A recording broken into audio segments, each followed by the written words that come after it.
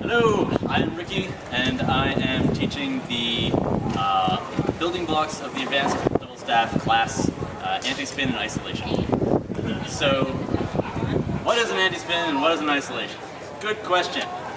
An isolation with a double staff is where you're going to keep one end of the staff in one spot as you move your hand around it in a big circle.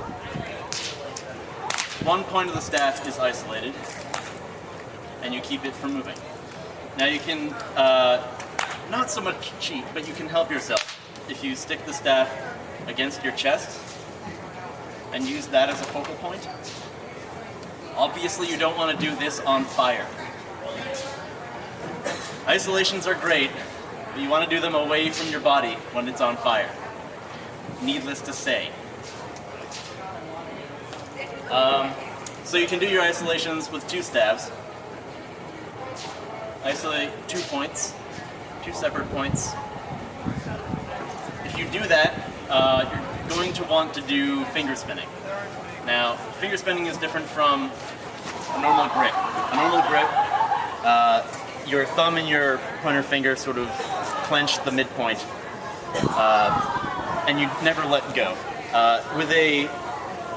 With a finger spin, you're going to be constantly shifting which finger is on top. It'll look like this without the isolation.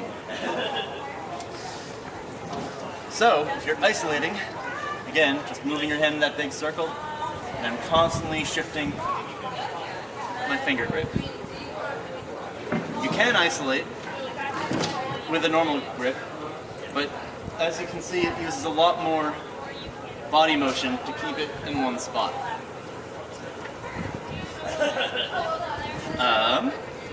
Cool. So, double staves, obviously practice it both hands, both ways. And anti-spin. Anti-spin is when the staff is spinning one direction and your hand is moving the other.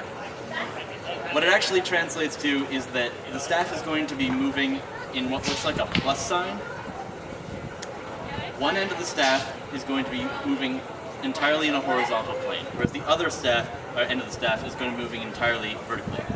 So if you watch this end, my anti-spin is going to keep this head of the staff in one horizontal plane. And if I'm doing it correctly, the back end just moving up and down. It'll take a while before you can do it comfortably, but once you do, it looks really cool. So, again, you're going to want to learn to do that, both hands, both ways, so you can do them at the same time, both hands. Maybe you want to do them in a split time. Again, lots of body motion because I'm not doing the finger spinning, but you can, but I won't. I'll move on. So that's the idea of an anti-spin, that's the idea of an isolation. They're the building blocks of advanced double staff because we can actually put them together and we can make interesting things called hybrids. One hand could be doing an isolation while the other one is doing an anti-spin. So if my left is doing this isolation, staying right here, touching my chest, as my right spins around in anti-spin. This is a very basic hybrid, but believe me, it takes a while before you can get comfortable doing it. Now, you can obviously do that with both hands, both ways, but what you can also do with hybrids is break them up into different quadrants. So say I only want to do an isolation half of the way up, and then I want to anti-spin back down. So isolate up, anti-spin down. And say my other hand wants to do the opposite of that. Ba, ba, ba, ba, ba, ba, ba, ba. 1, 2, 3, 4. Left is isolating, left is isolating. Left is anti-spinning, left is anti-spinning. Right is anti-spinning, right is anti-spinning, White is isolating. White is isolating. It's hard to understand. Watch that a few times.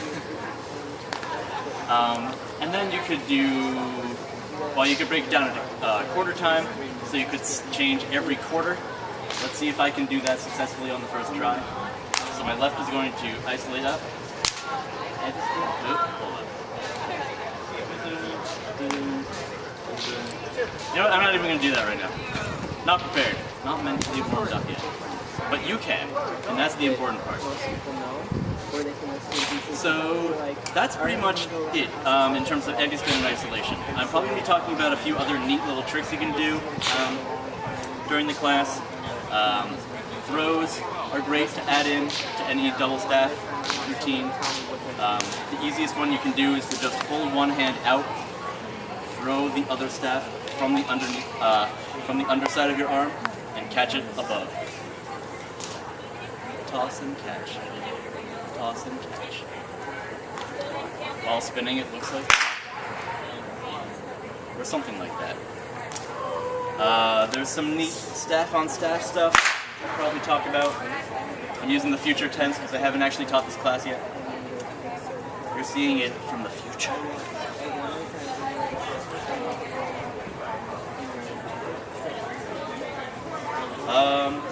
But yeah, that's about it, I think. So I hope you have fun with your anti-spins and isolations, and have a great day.